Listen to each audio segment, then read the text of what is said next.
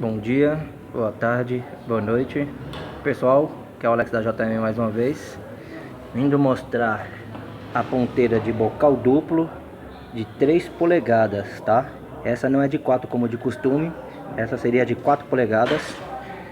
Interessante que é para uma Road King ano 2004. Super difícil de achar esse ano para colocar escapamento, tá, pessoal? Por isso o detalhe de te falar que é uma 2004. Já tá com o filtro esportivo da Harley Ness. Vamos ligar para ver como é que ficou o som?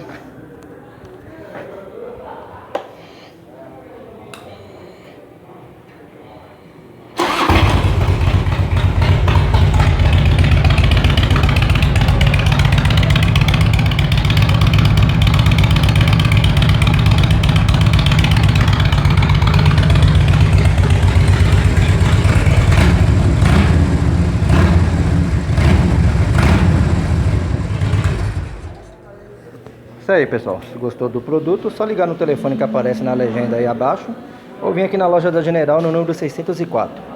Obrigado e uma boa tarde.